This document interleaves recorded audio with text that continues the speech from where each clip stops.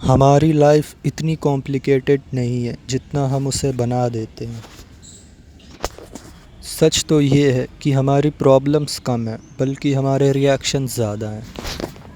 और अगर आपने अपने रिएक्शंस को कंट्रोल नहीं किया तो दुनिया आपको कंट्रोल करेगी। और नहीं, ये कोई एब्स्ट्रैक्ट फ़िलॉसफी नहीं है, ये एक प्रैक्टिकल अप्रोच है जो हमें मेंटली स्ट्रॉन्ग बनाता है। स्टोइसिज्म एक ऐसी फ़िलॉसफी है जिसका अतीत 2000 साल पुराना होने के बावजूद आज के समय में सबसे ज़्यादा रेलेवेंट है।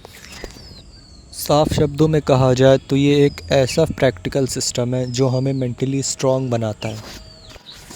लाइफ में बहुत सी ऐसी चीज़ें हैं जो हमारे कंट्रोल से बाहर होती हैं, लेकिन फिर भी हम उन चीज़ों के पीछे भागते हैं, उन्हें कंट्रोल करना चाहते हैं, ये जानने के बावजूद कि हम उन्हें कभी कंट्रोल कर ही नहीं सकते।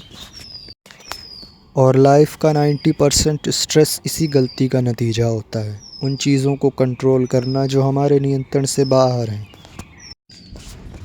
और इसी कॉन्सेप्ट का नाम है डायकोटमी ऑफ कंट्रोल, एक ऐसा भ्रम जिसमें हमें लगता है कि चीज़ें हमारे कंट्रोल में हैं। एक एग्ज़ाम्पल से समझते हैं। टाइटैनिक को बनाते वक्त लोगों ने कहा था कि ये शिप अनसिंकेबल है, यानी ये शिप कभी डूबेगी नहीं। क्योंकि टेक्नोलॉजी एडवांस हो रही थी तो लोगों को लगा कि अब नेचर को भी कंट्रोल किया जा सकता है। लेकिन टाइटैनिक के डूबने के बाद ये इल्यूज़न भी टूट गया। स्टोइसिज्म हमें ये सिखाता है कि सिचुएशंस को कंट्रोल करने के बजाय हमें अपने रिएक्शंस को कंट्रोल करना चाहिए। और वही हमारी असली ताकत है, क्योंकि ना फ्यूचर हमारे पूरी तरह से कंट्रोल में है, ना ही लोग और ना ही सिचुएशंस। स्टोइक्स एक इंटरेस्टिंग टेक्निक यूज़ करते थे। वो जानबूझकर सबसे वर्स्ट केस सिनेरियो के बारे में सोचते थे।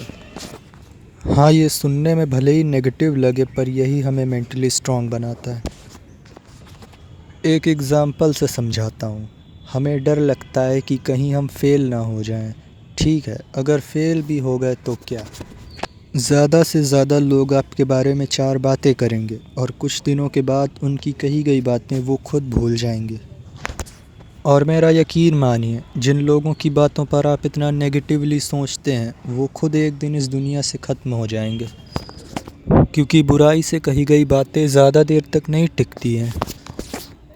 अब आप कहेंगे कि ये सारी बातें खोखली हैं, सच थोड़ी ना हर बार जीतता है। तो हाँ, ये भी सच है कि सच हर बार नहीं जीतता है, पर यह भी मत भूलिए कि सच को साबित होने के लिए किसी प्रमाण की ज़रूरत नहीं होती है।